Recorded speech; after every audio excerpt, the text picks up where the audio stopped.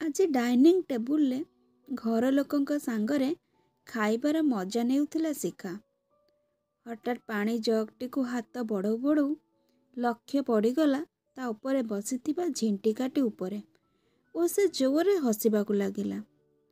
ତାର ମନେ ପଡ଼ିଗଲା କୁନି ଶିଖାର କଥା। ମାଆଙ୍କର ସେତେବେଳର ମିଛ ଉପଦେଶଟିକୁ ଶିଖା କିପରି ସତ ମାନି ନେଇ ପାଳନ କରୁଥିଲା। ଝିଣ୍ଟିକାଟିକୁ ଘରେ ଆସିବାର ଦେଖିଲେ ମା କହୁଥିଲେ, ସରସ୍ୱତୀ ମା ଆସିଗଲେ ଏବଂ ସେ ଆସିଛନ୍ତି ତୁ ପାଠ ପଢ଼ୁଛୁ କି ନୁହେଁ ଦେଖିବା ପାଇଁ। ଶିଖା ସେଇ ଅବାସ୍ତବ କଥାଟିକୁ ସତ ମାନି ନେଇ ପାଠ ପଢ଼ିବା ପାଇଁ ବସି ଯାଉଥିଲା।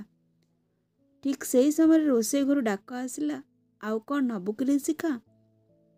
ସଙ୍ଗେ ସଙ୍ଗେ ସେ ତାର ଭାବନା ରାଇଜରୁ ଫେରି ଆସିଲା। ଏହା ଭିତରେ ଖାଇବା ମଧ୍ୟ ଶେଷ ହୋଇଯାଇଥିଲା।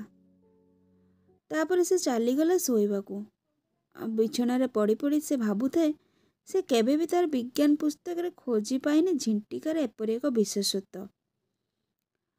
ଆଉ ଭାବିଲା ଛୋଟ ବୟସରେ ମାନସିକ ପୂର୍ଣ୍ଣତାର ନଥିବା ମସ୍ତିଷ୍କ ଏବଂ ଯୁବା ଅବସ୍ଥାରେ ପୂର୍ଣ୍ଣ ବିକାଶର ମସ୍ତିଷ୍କର ପାର୍ଥକ୍ୟ।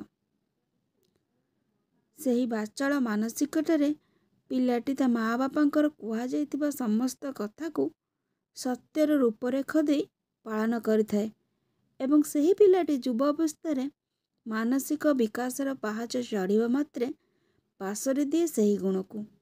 ମାତ୍ର ସେ ଭୁଲିଯାଏ ସେହି ଅବାସ୍ତବ ଅନୁଶାସନ ପିଲାଟିକୁ ଯୁବ ଅବସ୍ଥାର ଉନ୍ନତିର ରାସ୍ତାରେ ପହଞ୍ଚାଇବାରେ ସହାୟକ ହୋଇଥାଏ।